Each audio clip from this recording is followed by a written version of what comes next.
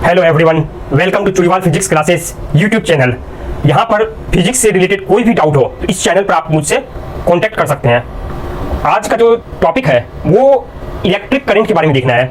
NCERT के book में ये सेक्शन है 3.2। इलेक्ट्रिक करंट होता क्या है? तो इसके पिछली क्लास में आपने देखा था करंट जो है, इलेक्ट्रिक करंट, वो स्टेडी भी हो सकता है या अनस्टेडी। स्टेडी मींस जहां पर फिक्स्ड अमाउंट ऑफ करंट जारी हो। एग्जांपल के लिए 5 एम्पियर, 3 एम्पियर, मतलब उसकी वैल्यू पहले से फिक्स्ड हो। मतलब अगर 5 है तो इसका मतलब उस वायर से 5 जा रही है, करंट जब भी जाएगी 5 है। और एक होता है अनस्टेडी, उसका एग्जांपल, अच्छा एग्जांपल है लाइटनिंग, वहां पर अनस्टेडी करंट जाती है। तो इलेक्ट्रिक करंट का मतलब क्या है? देखिए, इलेक्ट्रिक करंट को समझने के लिए आप सबसे पहले ये देखिए कि कोई एरिया है, सपोज ये वाली एरिया है, ये वायर है, ये वाली वायर है, इस तरह से वायर गई हुई, यहाँ पर कोई सेल लगी हुई है। तो सेल क्या करेगी? इसमें से कुछ ना कुछ करंट पास करेगी। अगर सेल से कनेक्ट कर देंगे इसके दो टर्मिनल को, अगर ये बड़ी सी वायर है तो यहाँ से करंट पास करेगी इस वायर के थ्रू। तो वायर के लिए अगर बात की जाए, या जहां से भी करंट पास कर रही है उसकी बात की जाए, सपोज करंट के डायरेक्शन में इसमें नॉर्मल एरिया कौन सी हुई? ये वाली। तो ये वाली एरिया को अगर कंसिडर करेंगे तो देखिए, एरिया नॉर्मल टू करंट, अगर इस एरिया की बात करें, नॉर्मल टू करंट, करंट अगर इधर जा रही है उसके 90 डिग्री में ये वाली एरिया आ रही है।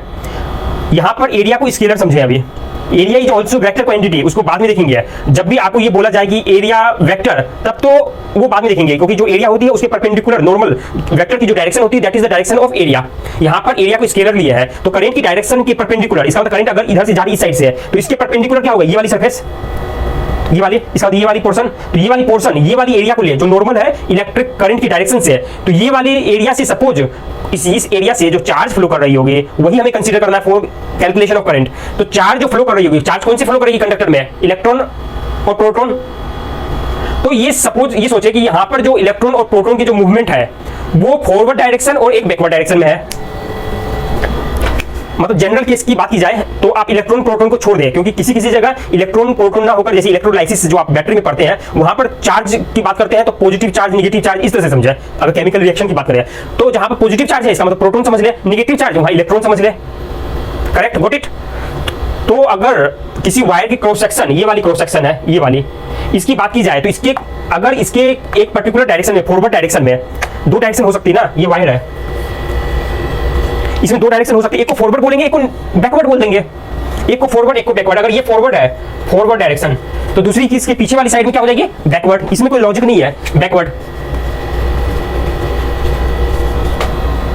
तो फॉरवर्ड में भी कुछ चार्ज कैरियर जा सकती है, बैकवर्ड में भी। सपोज फॉरवर्ड डायरेक्शन में जो चार्ज कैरियर जा रही है, एक तो पॉजिटिव चार्ज कैरियर और नेगेटिव चार्ज कैरियर भी जा रही है फॉरवर्ड में, कुछ बैकवर्ड में भी जा रही है, positive charge career and negative charge career. तो आप लिख सकते हैं यहां पर बैकवर्ड में भी positive charge carrier, negative charge carrier,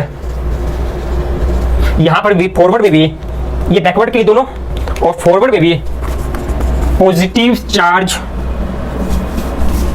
career, negative charge career.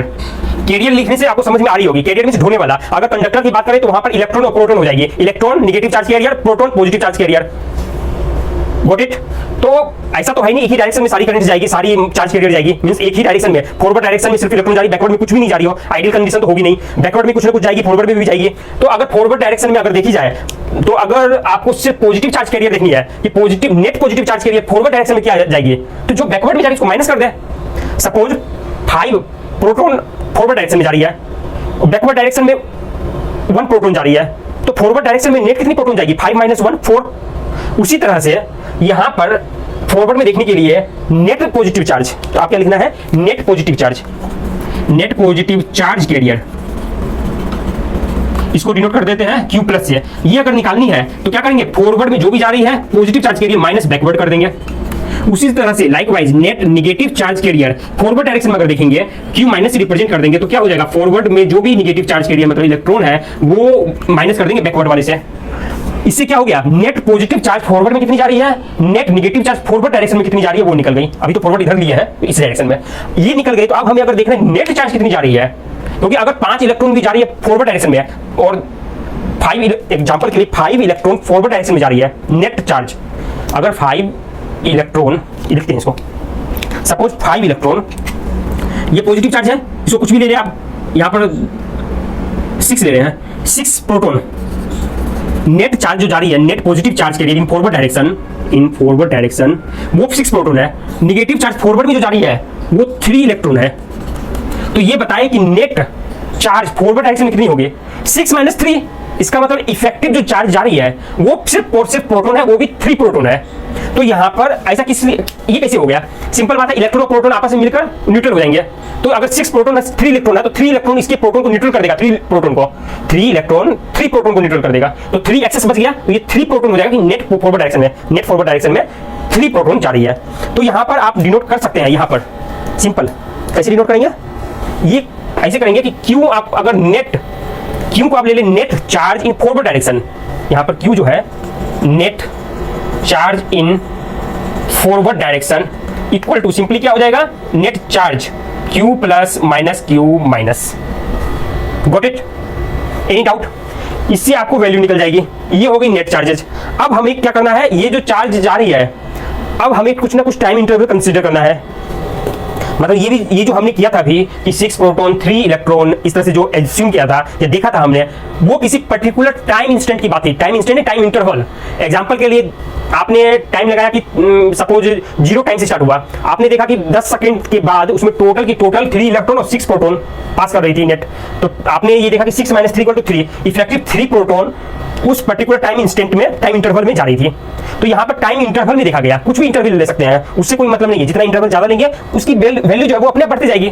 आपको अगर इंटरवल बढ़ानी है, क्योंकि छोटे इंटरवल में कैलकुलेशन टफ है, मतलब उसको मेजर करना मुश्किल है, तो आप ये कर सकते हैं 10 सेकंड के लिए देख लिए, वो भी नहीं तो 1 मिनट के देख लिए। अगर 30 सेकंड के लिए देखे तो 30 सेकंड के लिए देख लिया। सपोज किसी टाइम इंटरवल के लिए वैल्यू निकल गई। अब क्या करना, हमें टाइम इंटरवल के लिए निकल गई। तो स्टेडी करंट जो होती है, हमने टाइम इंटरवल के लिए लिया था, तो हमने ये देखा कि जितना ज्यादा टाइम इंटरवल होगा, कोई 1 घंटे छोड़ दिया, 1 घंटे के लिए देख रहा है कि कितने चार्ज फ्लो कर रहे हैं, तो जितना टाइम इंटरवल बढ़ेगा उतना क्या होगा, चार्ज ज्यादा होगी। चार्ज तो टोटल चार्ज की बात हो रही है ना, किसी एरिया से टोटल उस टाइम इंटरवल में कितनी चार्ज पास हो रही है। तो जितनी एक टाइम बढ़ेगी, time interval if large, the amount of charge is also large. तो आप ये कर सकते हैं कि फॉर स्टेडी करंट जो चार्ज है, स्टेडी करंट मतलब जो चार्ज की फ्लो है वो टाइम इंटरवल से बढ़ते जाएगी, प्रोपोर्शनल होगी। क्यों? नेट चार्ज फ्लो जो होगी फॉरवर्ड डायरेक्शन में is directly proportional to time. ये स्टेडी करंट की बात हो रही है। स्टेडी करंट मतलब ऐसी करंट जो टाइम इंडिपेंडेंट हो, मतलब करंट की वैल्यू फिक्स्ड आए।